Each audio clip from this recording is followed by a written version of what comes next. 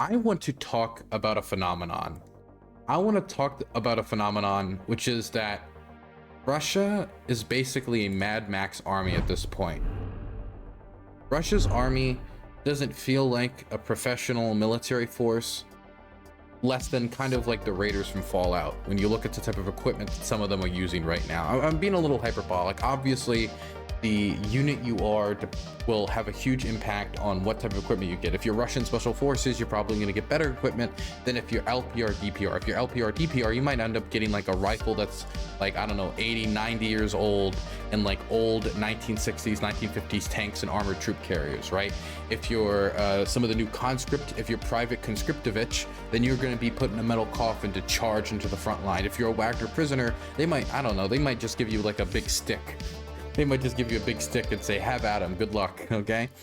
So obviously that's going to have an impact on what type of equipment you get. But I've been noticing more and more the Russians just like having the aesthetic of Fallout Raiders from the type of equipment they're using. And so I wanted to go through a few examples of what I mean to show you exactly why I think that they have degraded themselves to the point of you know, being chemmed out Fallout Raiders. Now, to be clear, it's not all of the Russian military, not all, but we're seeing this more and more and more. So I do want to point it out.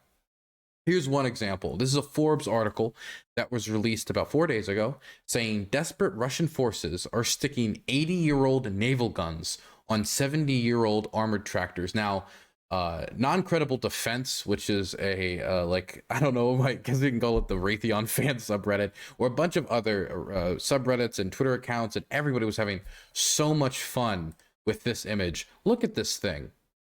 This doesn't look real.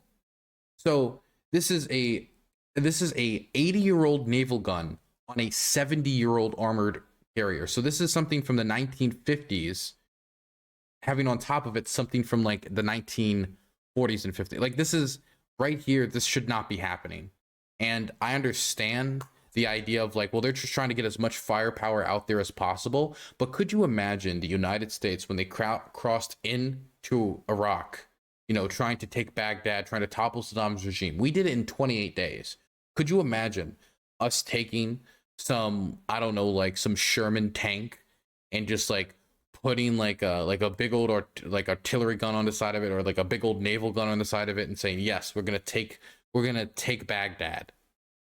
This, somebody just brought it up in chat. This looks like, if you guys are Warhammer 40k fans, it looks like what the orcs make, which they just like hobble together just some like random like machine parts to make magical vehicles that just barely function, you know, just barely function. Looks like they shouldn't be able to. That's what this looks like. This doesn't look like something that what supposedly is the second most powerful military in the world should be using. This is the type of stuff I would see ISIS get in before doing a suicide bombing. This is not the type of stuff I would expect from, again, supposedly the second most powerful military in the world. We can read a bit of the article before moving on to the next example.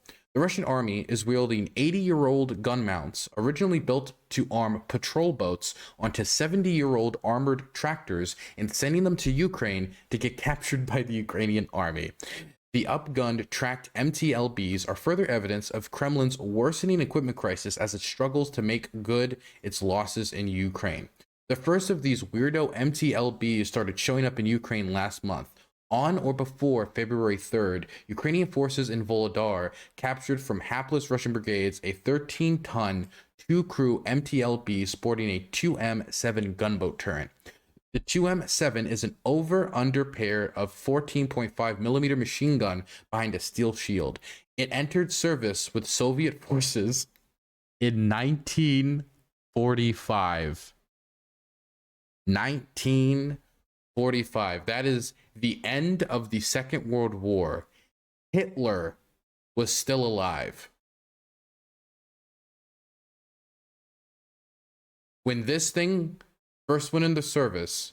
Adolf Hitler was still barely alive. In early March, photos circulating online depicting MTLBs with 2M-3 naval turrets welded to the roofs.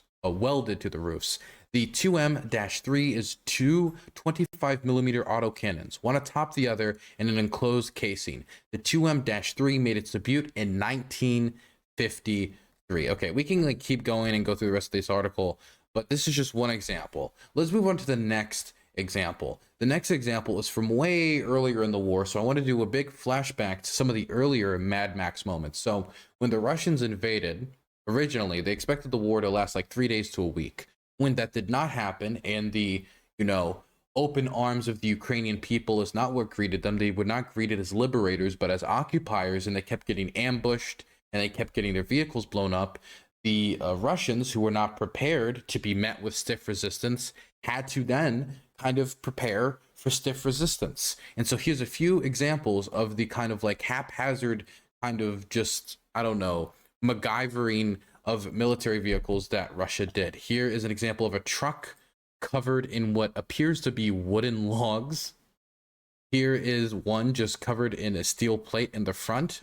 It's on fire, so apparently that tiny steel plate and the little, even tinier steel plates on the side did not do much to help this sad Russian vehicle.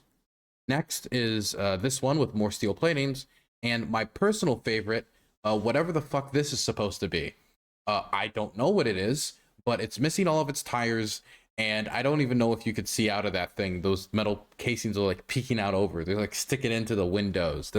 That doesn't look like it should function. Again, this legitimately looks like something out of the Mad Max extended universe, not out of a war in the 21st century from, again, supposedly the second most powerful military force in the world.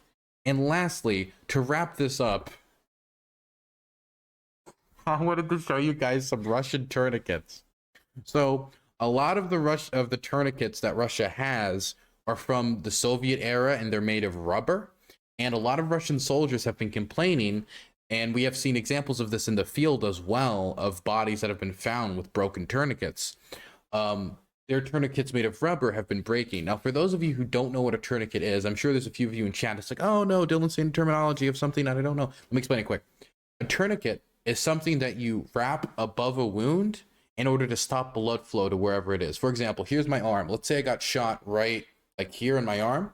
I would put a tourniquet kind of like right here or above up here in order to stop blood flow from the rest of my body down here so I don't bleed to death. That's the basic thing a tourniquet's supposed to do. This has existed for a very long time now. But the old Soviet stockpiles of these tourniquets are made of, a lot of them are made of rubber, and they've kind of degraded, and so when they're using them in the field, they're breaking and people are dying. The Russians have decided to like Bob the Builder, fix it, MacGyver it, and make their own custom tourniquets. So here is one that I legitimately would see, and I would expect to find off of, again, a Fallout Raider that seems to be of a, I think that's a bolt or a screw that they've used instead of rubber. And here's my personal favorite, a bunch of Sharpie pens to do the twisting. Sharpie pens. Well, Russian Sharpie pens, to be clear. A Sharpie is not sending its equipment overseas to be used by the Russian military, let me be clear. But Sharpie pens. Look, I am not doing this video or talking about this right now because I want to give you all the hot stats of exactly how much bad equipment the Russian military is using. But if this came up in the American military, that American soldiers right now are using this type of equipment, that could cause quite a scandal. And that's not to say that this type of stuff has never happened in the United States. When we were invading Iraq, IEDs became a major problem, and the bottoms of our Jeeps were not properly protected to deal with that. And so what soldiers used to do is they used to take sandbags, put it on the floor of the Jeep in order to stop an IED explosion from killing literally everybody in the vehicle. So this is something that exists in like every military in the world. Like everybody has a plan until you meet combat, and then like things change and your equipment fails and you gotta do what you gotta do. But this is on a different level. Well, what I'm showing you is just like 3 examples, right? 3 different posts, 3 different examples of the Russian army having to MacGyver their way through this war.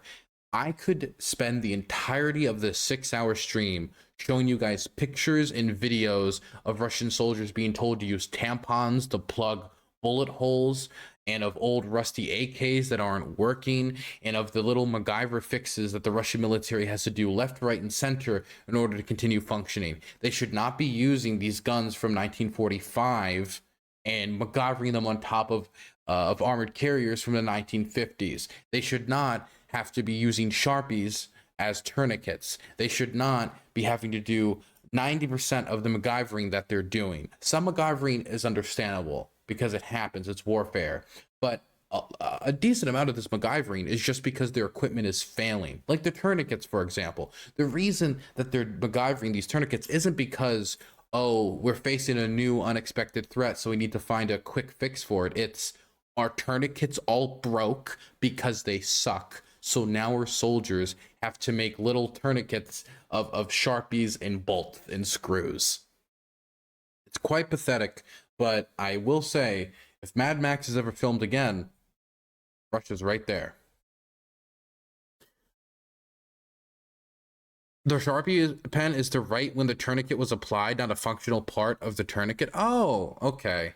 I was misled. So the Sharpie is just a separate part from the tourniquet.